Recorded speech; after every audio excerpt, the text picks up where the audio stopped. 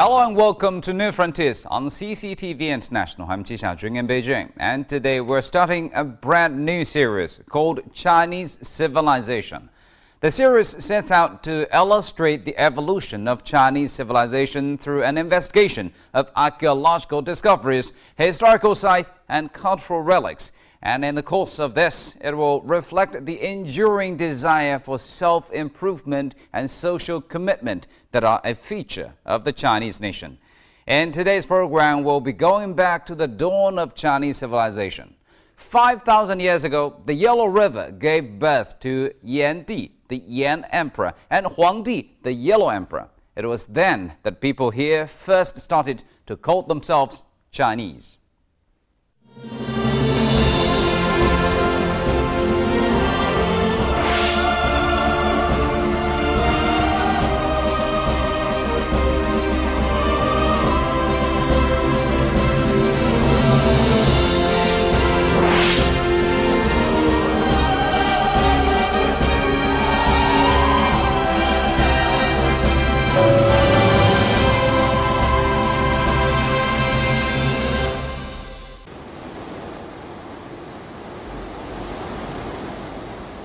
Beginning from 5,000 years ago, when the Yellow River gave birth to Yan Di, or the Yan Emperor, and Huang Di, the Yellow Emperor, the two greatest heroes in Chinese antiquity, people in this land started to call themselves Chinese.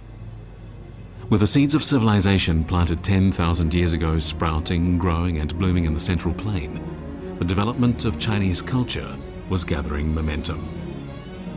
A great nation was about to be born.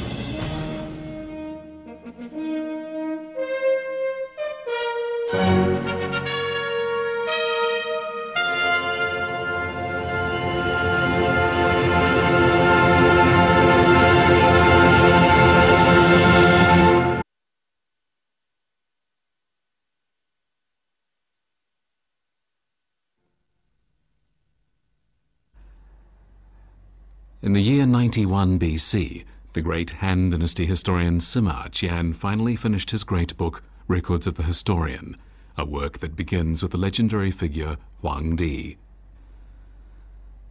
But are there any tangible facts to prove that this hero and his people even existed in ancient antiquity?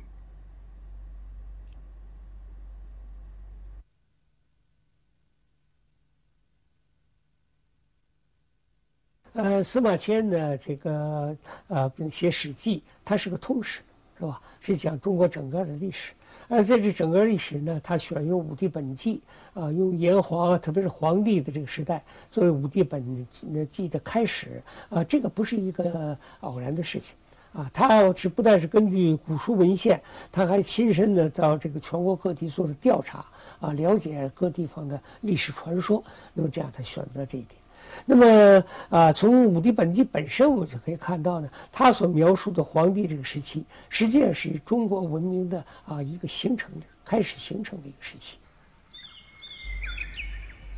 Yangshao is a deserted village in Mianzhi County, Henan Province, located on the southern bank of the Yellow River, and towards it zigzags an equally deserted road.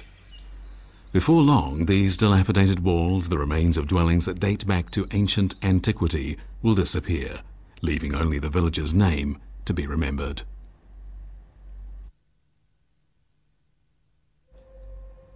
The first significant clue about the identity of this place was discovered by Swedish geologist Johan Andersson.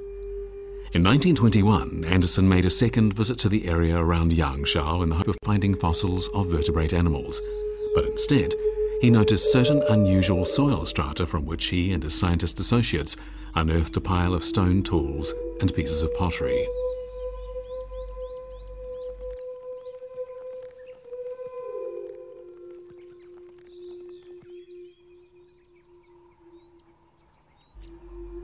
Andersson wondered whether these dark objects, some of which bore coloured patterns, dated back to prehistoric times.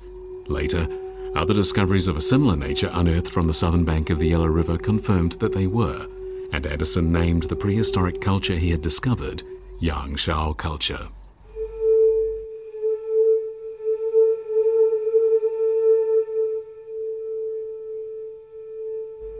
After comparing the finds from Yangshao culture with ancient color pottery from Central Asia and Europe, Addison noticed that there were many similarities. Perhaps, he considered, they all shared the same birthplace. But if so, where was that birthplace? Perhaps this culture had been born in the West and had later spread to China.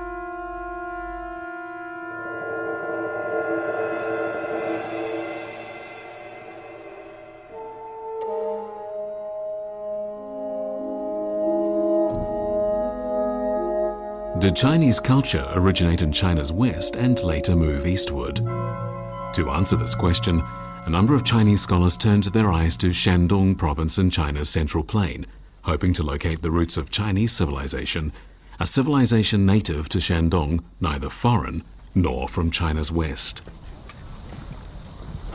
In 1928, 27-year-old Wu Jinding climbed a tall ancient wall in the town of Longshan, called by his friend a town of geese and ducks. Perhaps Wu Jinding wondered this area had needed a town for geese and ducks in ancient times and was somehow related to ancient history. In the grey earthen stratum in a cliff in Longshan, he found some pieces of shiny glazed pottery, all a very dark black. Not long after, two teams headed by Li Ji and Liang Siyong carried out separate archaeological investigations, and what they found revealed a mysterious culture never before known. This previously unknown culture was characterized by shiny black pottery objects that were entirely different from the type found in Yangshao, and so they named this culture Longshan culture. The discovery shocked the established belief that Chinese culture had come from China's western regions, and suggested instead that it had been based on the Central Plain. In 1934, Li Ji and Liang Siyong's findings were published in a book titled Chengzi Ya, the first archaeological field report ever published in China. The defining characteristic of Longshan culture is its finely crafted black pottery, and so for a long time, all prehistoric cultural relics found wherever black pottery was present were regarded as belonging to Longshan culture. The pottery craftsmanship required to make these black pottery items was indeed impressive. For instance, among the pottery objects found was this amazing black pottery cup. It weighs just 50 grams, is 1 millimeter thick at the thickest point, and astonishingly is just 0.3 millimeters thick at the thinnest, thinner than an eggshell. This type of pottery is thus called eggshell pottery, and even making it today is unimaginable to contemporary pottery craftsmen.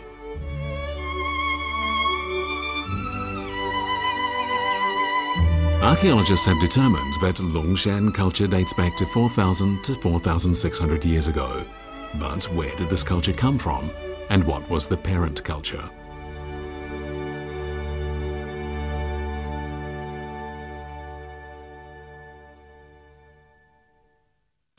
The significance of the discovery of Longshan culture was that it put paid to the established belief that Chinese civilization had come from the West. Instead, it seemed to have originated on the Central Plain. In 1959, a site was discovered with more than 100 ancient tombs dating back 6,000 years. This previously unknown ancient culture was given the name Da Wenkou.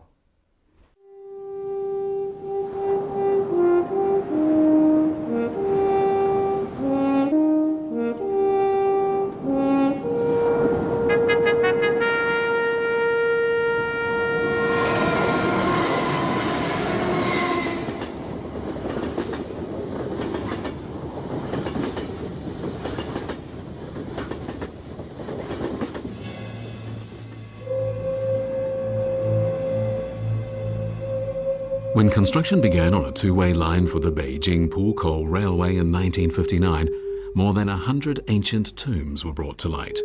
Their occupants had remained buried undisturbed for 6,000 years.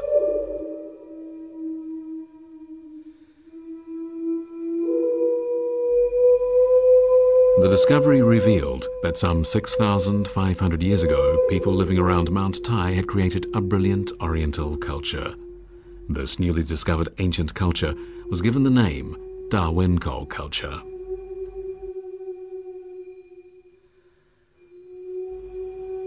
Everything found in the tombs suggested that 5,700 years ago, the established family structure was built around monogamy, as after death, the husband and wife had been buried together in the same tomb. It was also clear that equality inside the clan had been abandoned. Inside the tombs of the rich were large numbers of beautifully crafted pottery objects, while inside those of the poor were just a few coarsely made objects. Archaeologists were puzzled by a particular kind of mysterious burial object found in these tombs that looked rather like a modern-day gun shell. Some scholars felt it likely that the patterns carved on these were China's earliest written language. Others concluded that one of the patterns meant sunrise from the east.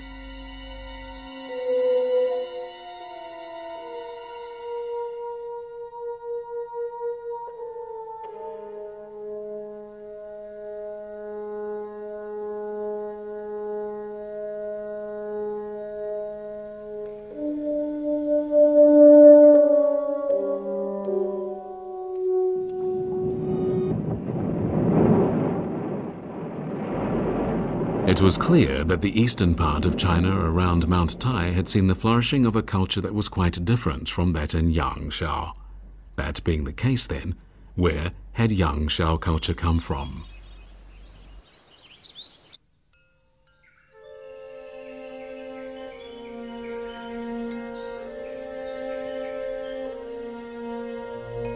Legend has it that Huang Di was the leader of a great tribe called the Cathay, while Yan Di, who was Huang Di's cousin, was the leader of another great tribe. Both came from the Weishui River area in China's west. The source of Yangshao culture had been found at the foot of Mount Hua, a mountain in China's west, and at Mount Tai in China's east. Somehow, the two sites seemed to form a mysterious balance. Both were the cradle of Chinese civilization.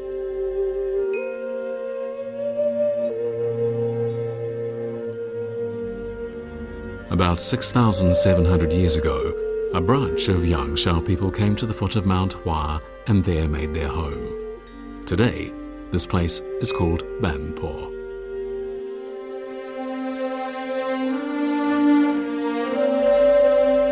In 1954, the mysterious